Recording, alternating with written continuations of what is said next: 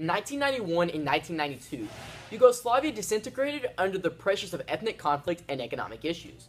The secessions of Slovenia and Croatia triggered warfare in both new nations, with the United Nations inserting a peacekeeping force in mid-1992 to stabilize the situation. The United Nations further imposed an arms embargo on the region, seeking to dry up the flow of arms to the combatants. Serbian forces executed widespread ethnic cleansing in occupied areas, creating horrific scenes of refugees and concentration camps that seemed unthinkable in modern Europe. Far from seeking independence for Bosnia, Bosnian Serbs wanted to be part of a dominant Serbian state in the Balkans, the Greater Serbia, that Serbian separatists had long envisioned. In early May of 1992, 2 days after the United States and the European community recognized Bosnia's independence, Bosnian Serb forces and the Serb-dominated Yugoslav army launched their offensive with a bombardment of Bosnia's capital in Sarajevo.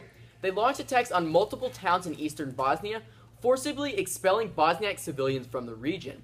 Though Bosnian government forces tried to defend the territory, sometimes with the help of the Croatian army, Bosnian Serb forces were in control of nearly 3/4 of the country by the end of 1993.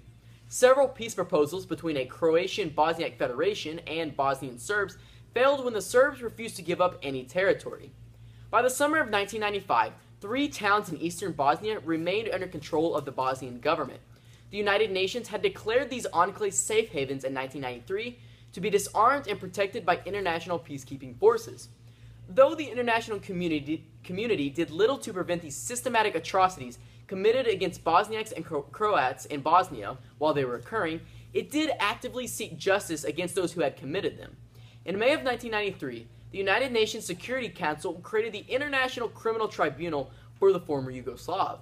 It was the first international tribunal since the Nuremberg trials in 1945 and 1946, and the first to prosecute genocide among other war crimes.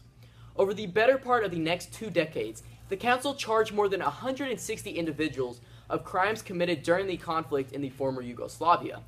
In 2007, the International Court of Justice issued its ruling in a historic civil lawsuit brought by Bosnia against Serbia.